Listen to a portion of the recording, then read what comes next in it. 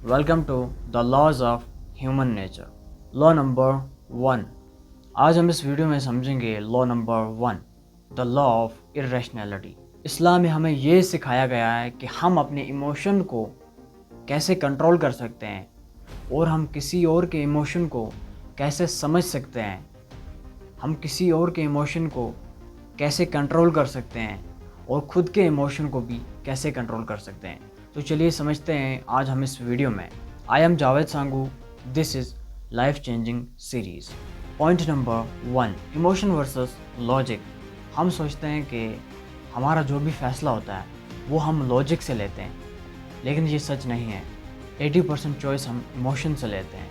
डर, गुस्सा या जेलसी, ये सभी इमोशंस हमारी थिंकिंग को ख़त्म करते हैं और हमें एक वीक इंसान बनाते हैं। ये तो आपको पता होगा, जब हम गुस्से में अगर किसी को कुछ बात बोल देते हैं ना, तो बाद में हमें बहुत पछतावा होता है कि हमें इस इंसान को ये बात नहीं बोलनी चाहिए थी, लेकिन हम बोल देते हैं। फिर बाद में हमें बहुत पछतावा होता है क्योंकि हम अपने इमोशन को उस टाइम कंट्रोल नहीं कर पाते।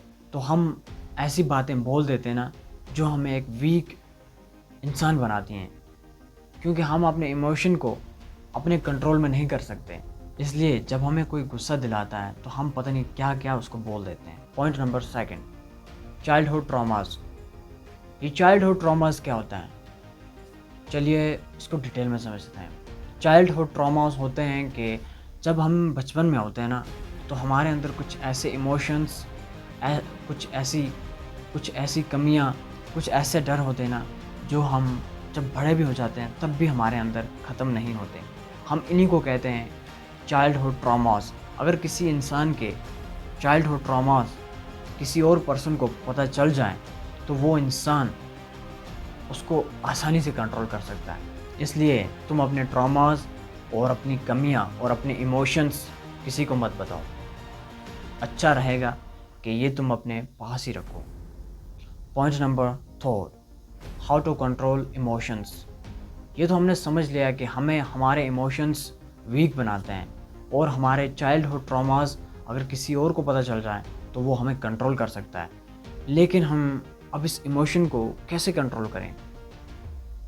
लेकिन हम अपने इस इमोशंस को कैसे कंट्रोल करें? सबसे पहले तो आपको किसी भी पर्सन के साथ आर्गुमेंट नहीं करनी है, यानी बहस नहीं करनी है। बाय चांस अगर तुम्हें कोई गुस्सा दिलाता है तो अपने गुस्से को कंट्रोल में रखो।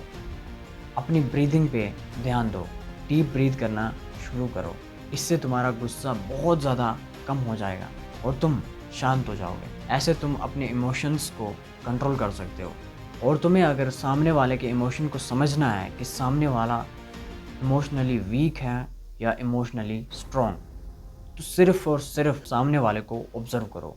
इससे तुम्हें पता चल जाएगा कि सामने वाला का करैक्टर कैसा है, सामने वाला इमोशनली कैसा है। इससे आपको सामने वाले की पूरी हिस्ट्री पता चल जाएगी।